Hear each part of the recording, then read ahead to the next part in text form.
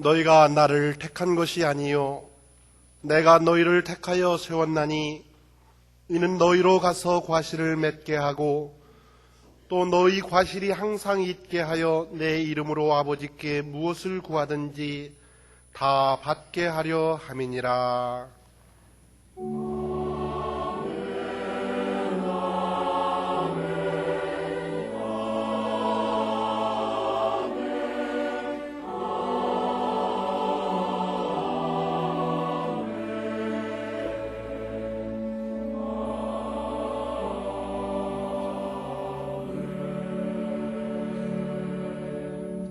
하나님께서 우리에게 주시는 구약의 말씀은 이사야 60장 18절에서 22절입니다.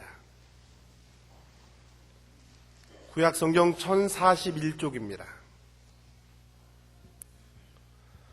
다시는 강포한 일이 내 땅에 들리지 않을 것이요 황폐와 파멸이 내 경내에 다시 없을 것이며 내가 내 성벽을 구원이라 내 성문을 찬송이라 칭할 것이라.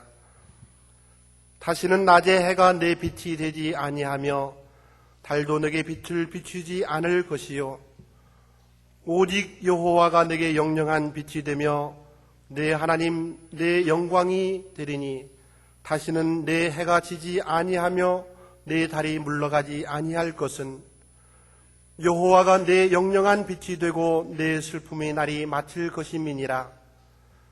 내 백성이 다 의롭게 되어 영영이 땅을 차지하리니 그들은 나의 힘은 가지요 나의 손으로 만든 것으로서 나의 영광을 나타낼 것인즉 그 작은 자가 천을 이루겠고 그 약한 자가 강국을 이룰 것이라. 때가 되면 나 여호와가 속히 이루리라. 아멘.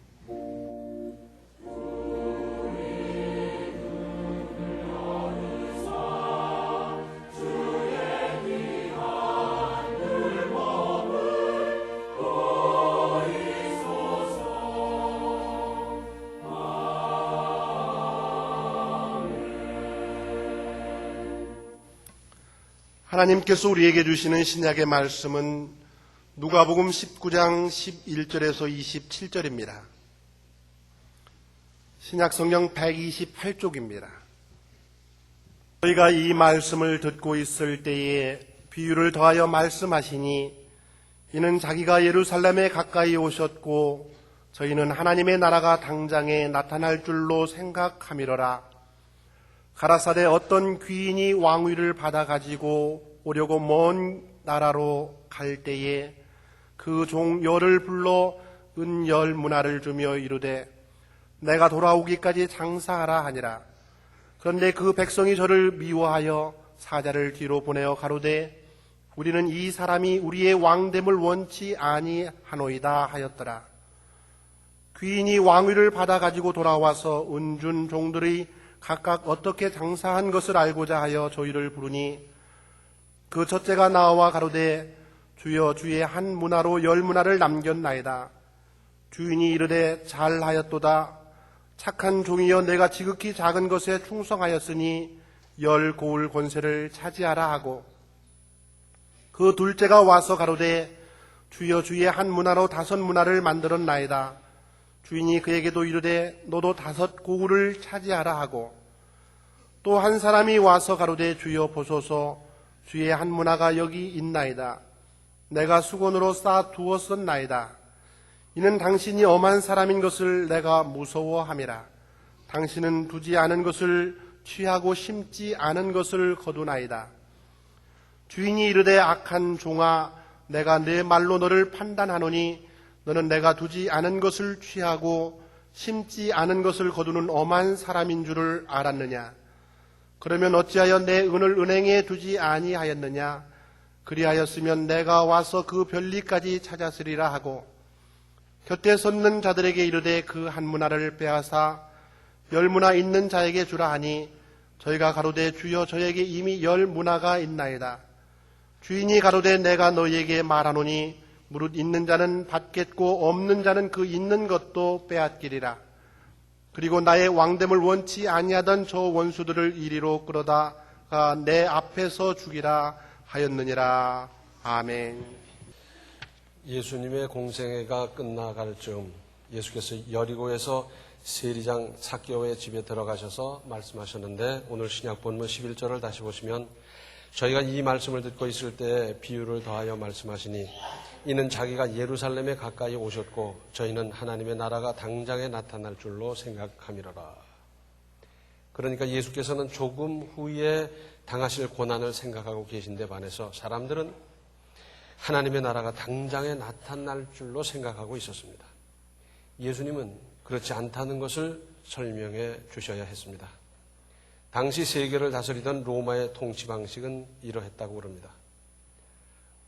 어떤 땅을 차지하면 거기에 로마의 제도, 법으로 다스리는데, 그렇더라도 거기 출신 사람으로 왕을 삼고 그가 다스리게 하면서 총독을 보내고 총독에게 군대 그리고 모든 감독권을 주는 거예요. 그러니까 그 나라 사람이 그 나라 사람을 다스리니까 거기서 나오는 원성이라든지 불편한 건 그 사람이 담당하고 그 화살은 로마 사람은 피하고, 그러면서 자기들의 제도, 군대를 가지고 다스리고 그랬더랬습니다. 이러한 예를 따라 아켈라오가 왕위를 받으러 로마로 갔을 때 유대인들은 50명을 로마로 보내서 그의 잔인성을 들어 그가 왕이 되는 것을 반대하는 건의를 했는데, 그것은 받아들여지지 않았고 그가 왕위를 받아 돌아와서는 유대인 8,000명을 잔인하게 학살했습니다. 이런 일이 이미 잘 알려져 있던 터라 예수께서 오늘 본문의 비유로 말씀하실 때 유대인들은 상당히 쉽게 이해할 수 있었을 것입니다. 그러므로 여기서 귀인이란 예수님 자신을 가리키는 것이고 귀인이 돌아오는 것을 반대한다고 했는데, 이것은 예수님의 재림과 심판을 반대한다는 의미이고, 이런 사람은 유대인이나 하나님을 믿지 않는 일반인을 가리키는 겁니다. 심판받기 싫지요. 그러니까 심판하러 온다. 이 사실 자체를 부인하려고 그러는 거죠. 내용은 그 유명한 문화 비유입니다. 그래서 종 10명에게 한 사람의 한 문화씩 똑같이 나눠주고 내가 돌아올 때까지 장사하거라. 그리고 떠났다는 것. 한 문화는 20데나리온이고 1데나리온은 당시 품꾼의 하루 품삯이었다고 합니다. 그러니까 귀인은 품삯 21분의 돈을 맡기면서 장사하라고 그랬습니다. 지금 생각하면 21분 품삯이 뭐 대단한가 하지만 그때 당시의 화폐 가치로 보면 굉장히 많은 돈입니다. 이것은 마태복음 25장에 나오는 달란트 비유와 비슷하면서도 다른 점이 있습니다. 달란트 비유에 보면 재능을 따라서 맡겨놨어요. 그런데 여기서는 10명의 종에게 똑같이 한 문화씩을 나누어 주었습니다. 우리가 인생을 살아가는데 재능에 따라서 자기의 능력을 발휘하면서 천차만별의 인생을 살아갑니다. 그런가 하면 절대적으로 똑같은 것을 우리가 함께 경험하며 누리며 살아갈 수가 있어요. 하루 24시간 여기서 더 보태는 사람이 있습니까? 덜 사는 사람이 있겠습니까? 365일을 더 보태는 사람이 있겠습니까? 더 덜 사는 사람이 있겠습니까? 자, 이번에 폭설이 왔는데 천안에 사는 사람 중에서 폭설을 피한 사람이 있겠어요? 바람이 부는데 그 사람에게는 바람이 안 분다. 그런 수가 있겠습니까? 자, 다른 점이 있는가 하면 정확하게 똑같은 환경 조건에서 똑같이 살아야 되는 점이 또한 있습니다. 그러니까 능력이나 형편은 고려하지 않았다 하는 겁니다. 그 결과는 어떻게 나타났습니까? 한 사람은 장사해서 10문화를 남겼습니다. 여기에 대한 평가는 17절에 주인이 이르되 잘하였다 착한 종이여 내가 지극히 작은 것에 충성하였으니 10고을 권세를 차지하라 하고,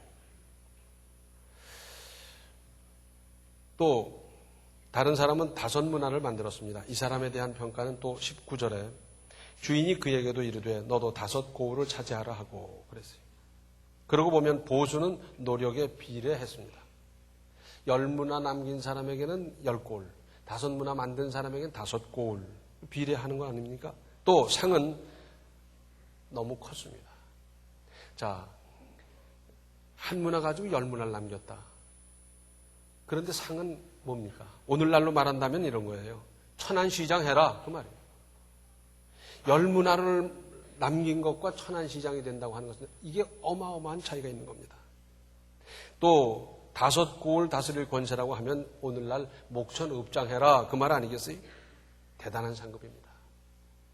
우리가 하나님 앞에서 내가 주의 이름으로 수고하고 땀 흘리고 희생한 것은 적은데 하나님께서 그것 때문에 주시는 은혜는 얼마나 많은지 몰라요.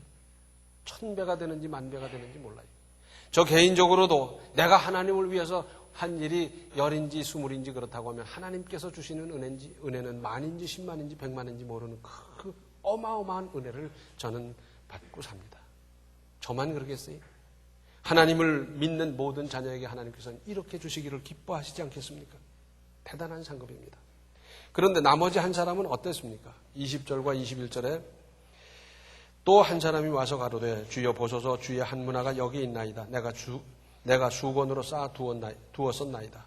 이는 당신이 엄한 사람인 것을 내가 무서워함이라. 당신은 두지 않은 것을 취하고 심지 않은 것을 거두나이다. 이 사람에 대한 평가는 또 어떻습니까? 22절과 23절에 주인이 이르되 악한 종아 내가 네 말로 너를 판단하노니 너는 내가 두지 않은 것을 취하고 심지 않은 것을 거두는 엄한 사람인 줄을 알았느냐. 그러면 어찌하여 내 은을 은행에 두지 아니하였느냐. 그리하였으면 내가 와서 그 별리까지 찾았으리라 하고 그랬어요. 왜 이 사람은 이렇게 했고 이런 평가를 받았겠습니까? 잘 살펴볼 필요가 있습니다. 먼저 귀인 곧 주인을 잘못 파악하고 있었습니다. 주인은 엄한 사람이라서 무서워했고 그분은 두지 않은 것을 취하고 심지 않은 것을 거두는 대단한 분인데 이까지 한 문화야 뭐 있음 들었고 없음 들었더냐. 그런데 그저 없어도 안 되니까 본전 그냥 잘 가지고 있다 드리자. 그런 것 아니겠어요? 여기서 주인이란 곧 하나님 아니겠습니까? 과연 하나님은 엄격하셔서 두렵기만 한 분입니까? 아닙니다. 하나님의 사랑을 몰랐거나 외면한 것입니다. 성경에도 분명히 하나님은 사랑이라 그러셨어요. 하나님은 전능하시다고 해서 돌로 떡을 만들어 잡수시는 분이 아닙니다. 하나님은 한 손에는 사랑, 한 손에는 징계를 가지고 인생을 다스린다 그러지 않습니까? 그런데 보세요. 하나님은 벌 주시고 책망하시고 징계하시는 것을 즐겨하겠습니까? 천당과 지옥이 왜 있어요? 한 사람이라도 더 구원받아 천당으로 가도록 하는 것이 하나님의 뜻인데 이 천당으로 가게 하기 위해서 경고성으로 지옥이 있는 거예요. 지옥에 많이 보내기 위해서 지옥을 만들어 놓은 것이기보다는 지옥을 보고 깨닫고 돌이키고 천국 가도록. 그렇지 않습니까? 하나님은 사랑이신데 징계가 왜 있습니까? 사랑을 구체화하기 위해서 경고성으로 지옥이 있는 거예요. 징계가 있는 거예요. 그래서 너희들은 잘못하면 이렇게 되는 거야. 돌이켜. 그리고는 이렇게 살아라. 하나님은 그렇게 하는 거 아니겠어요? 그런데 지금도 많은 사람들은 하나님 그러면 아이고 큰일 났네. 덜덜덜덜 떨고요. 그리고 무슨 아이고 어저께 잘못했는데 이것 때문에 내가 무슨 벌을 받을까. 그러면서 불안과 공포 속에 사는 사람들이 있어요. 잘못했습니까? 죄가 있습니까? 실수를 했습니까? 하나님께로 나오십시오. 아무리 큰 죄를 졌더라도 전능하신 하나님, 사랑이신 그 하나님 앞에 와서 회개하고 용서받고 해결을 받으십시오. 이것이 하나님의 뜻입니다. 또 이 사람은 아마도 이렇게 생각했을 것입니다. 내가 힘써서 이익을 남기면 빼앗아갈 것이고 그나마 손해보면 배상시킬 것이니까 본전이나 유지하자. 여기서 우리가 생각할 것은 장사하라 그랬습니다. 이 말씀은 그만한 재능이 있음을 인정했기 때문이고 그래서 맡겼어요. 도무지 장사를 모르는 사람, 그저 더하기 빼기도 모르는 사람에게 너 장사해라 그렇겠어요? 장사할 만한 조건이 되고 경험이 있고 계산도 하고 그러니까 장사하라고 그랬을 것이고요. 또 우리 하나님께서는 최선을 다했는데도 결과가 여의치 못하더라도 배상시키지는 않았을 겁니다. 이 사람은 지금 그거거든요. 그나마 본전 날리면 이거 무슨 책망 받을까 변상시키면 어떡하나 그랬을 거거든요. 그러나 우리 하나님은 그런 분이 아니에요. 왜냐하면 우리 하나님께서는 중심을 보시고 중심을 판단하시는 분이기 때문입니다. 나는 최선을 다했는데 그때 마침 태풍이 불어서 어떻게 됐다든지 나는 최선을 다했는데 어쩌다가 사기꾼을 만났다든지 뭐 그런 거 있을 수 있잖아요. 사람들은 결과를 가지고 판단하지만 우리 하나님께서는 중심을 가지고 판단하시기 때문에 수고했다. 네가 하느라고 한 건 내가 안다. 내가 한 문화를 다시 줄 터이니 이거 가지고 다시 장사해보라. 아마 우리 하나님 그러지 않았겠어요? 그러니까 본전을 들고 오는 것은 책망받을 일이고, 좀 더 직설적으로 말씀드린다고 하면 이것은 죄입니다.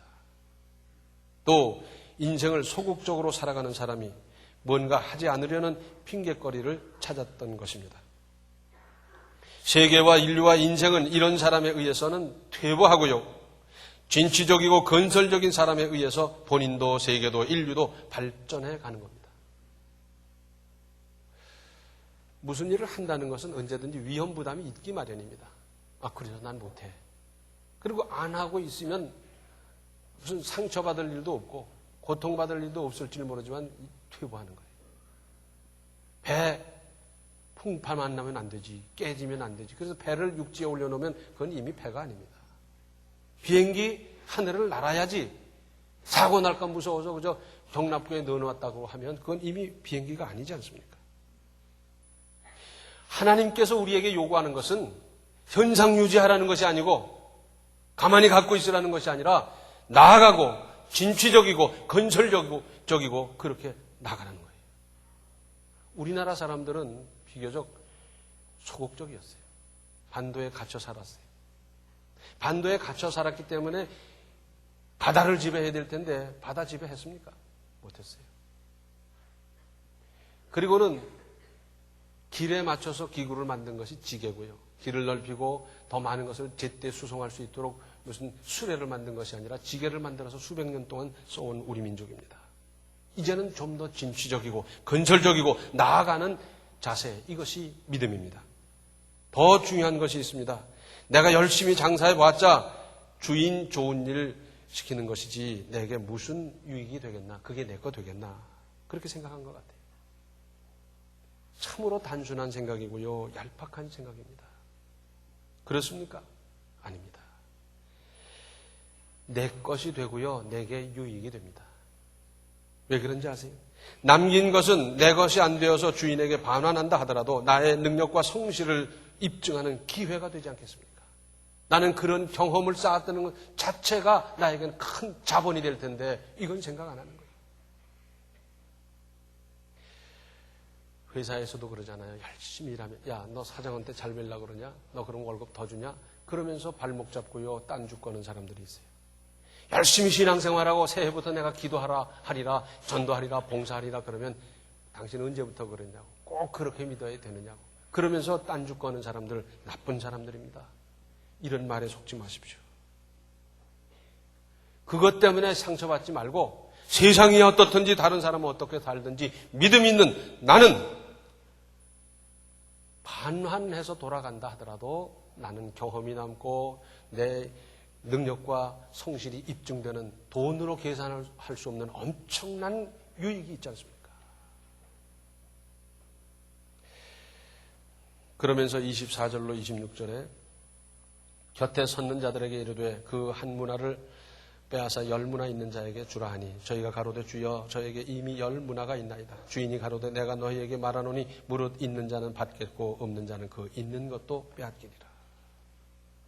이것이 하나님의 방법이고 이것이 하나님의 시상 원리입니다. 어떻게 보면 이렇게 불공평할 수가 있습니까? 그런데 불공평해요. 자, 하나님께서 은혜를 주시려고 했고 그래서 과제도 주었더니 얼마나 열심히 하는지 상을 줬어요. 그랬는데 그 후에도 그 상을 아름답게 사용하고 더 믿음으로 살아가요. 더 줘야지 어떡합니까? 자, 잘못하는 사람은 이렇게 하면 깨우칠까 저렇게 하면 깨우칠까 하는데 점점 더 엉뚱한 짓하고 잘못된 짓하고 실수하고 실패하고 그러는데 거기다가 어떻게 더 돌볼 길이 있겠습니까? 그래서 없는 사람인데 더 줘야 될 사람인데 그 사람은 빼앗기고요. 오히려 있는 사람에게 그걸 마저 주는 이것이 하나님의 방법이에요.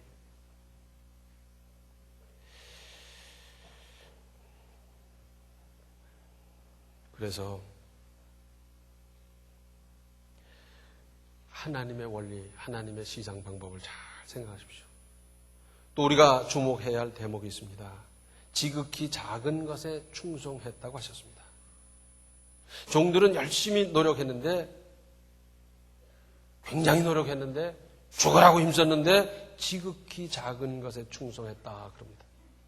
우리는 흔히 큰 것, 큰 일, 많은 것, 높은 것, 굉장한 것에 눈이 먼저 가면서 마음까지 빼앗기다가 작은 것, 작은 일, 소소한 것에는 소홀히 하는 경향이 있습니다. 그런데 성경은 그렇지 않다 하는 겁니다.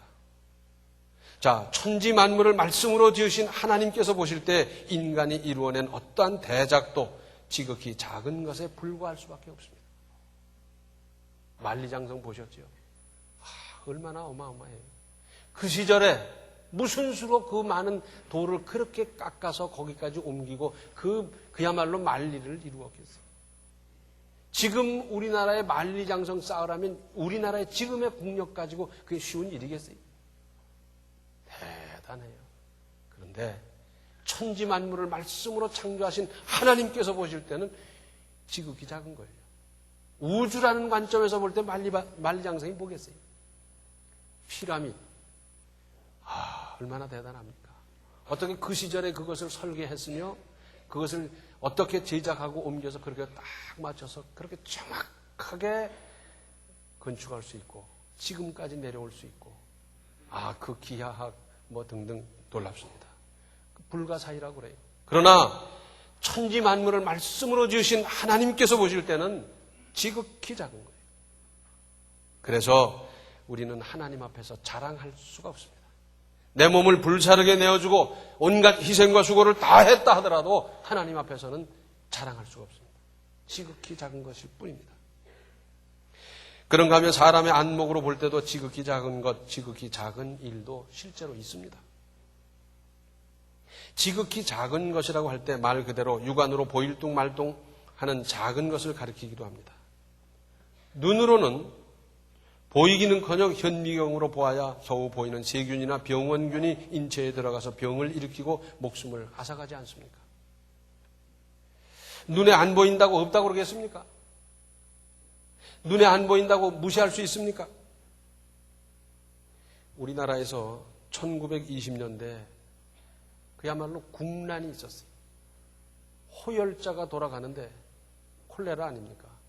이것이 만연하는데 방법이 없었어요. 한 사람 죽어 넘어가서 그 사람 집에 가서 장례 치른다고 시체 떠다면서 묻고 오면 그 사람이 또 감염돼서 눕고요. 또 다른 사람이 장례 치르면 그 사람 죽고요. 죽고 하는데 20% 살던 동네가 폐동이 되고 30% 살던 동네 폐동이 되고 50% 살던 동네 2사람 살아남고 200% 살던 동네 5명 살아남고 동네마다 초상. 원인이 뭔지 알았습니까?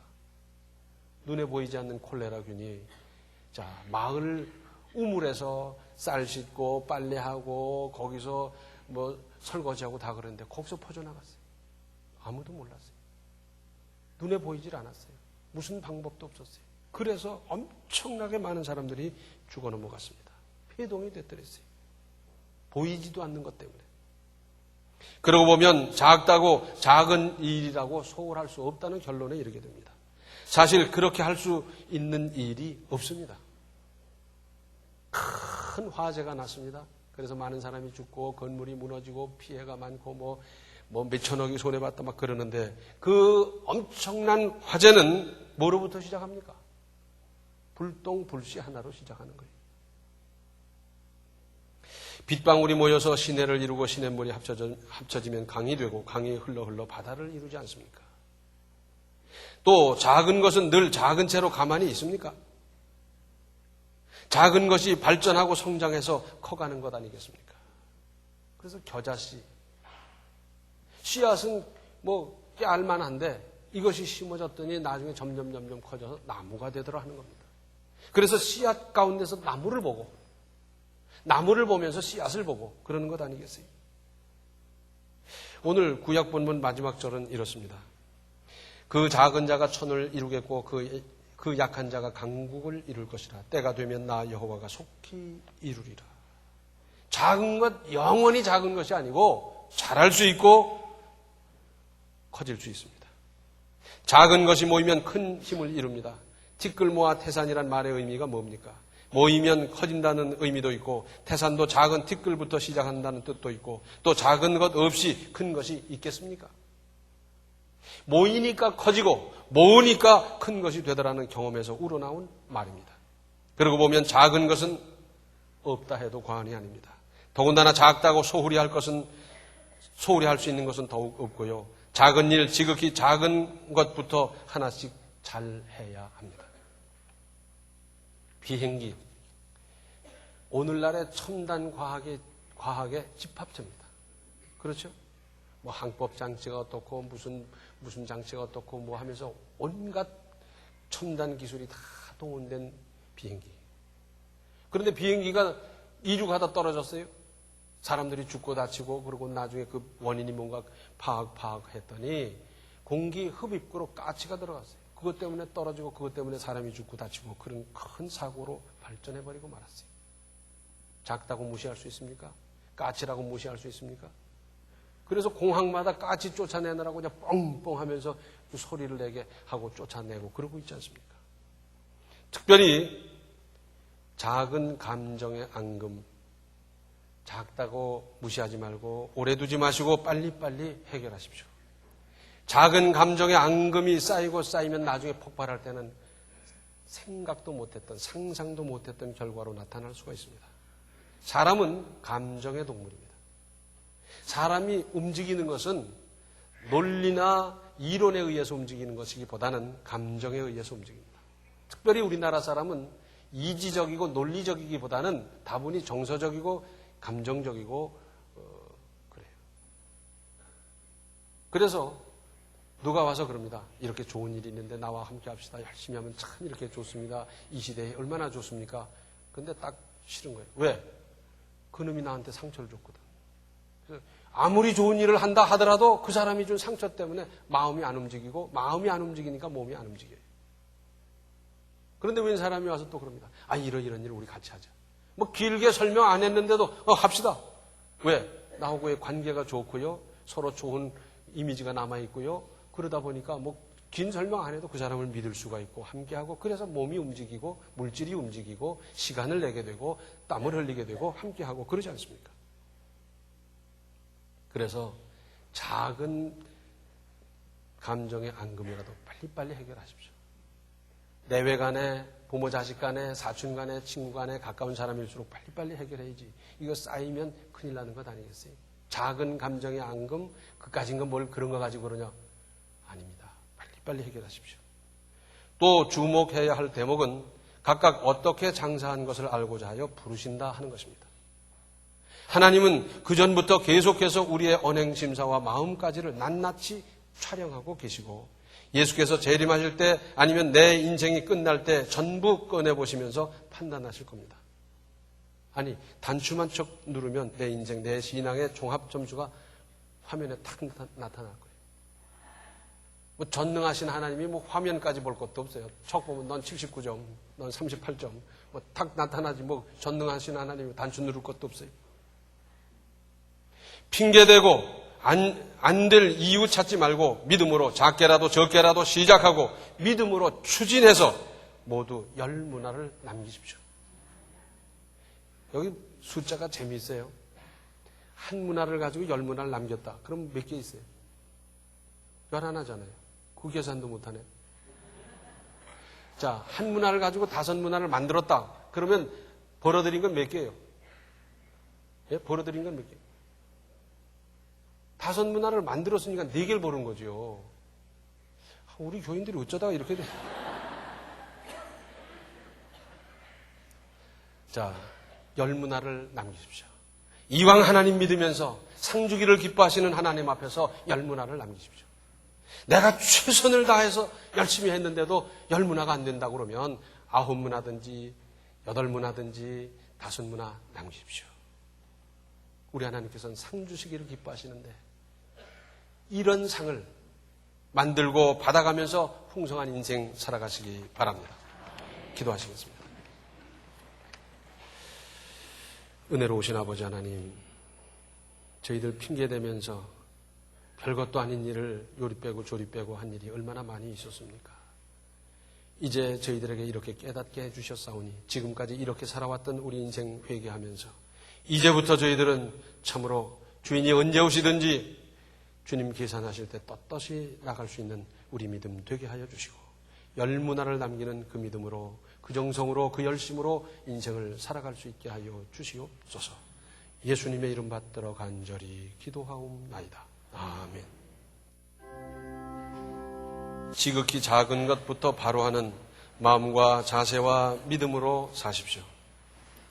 지금은 생명의 주 예수 그리스도의 은혜와 하나님 우리 아버지의 극진하신 사랑과 성령의 감화, 감동, 충만, 교통하심이 지극히 작은 것부터 충성하며 천배만배 그 상급을 바라보는 모든 성도들 머리 위에 이제로부터 영원토록 함께 계시기를 간절히 축원하옵나이다. 아멘.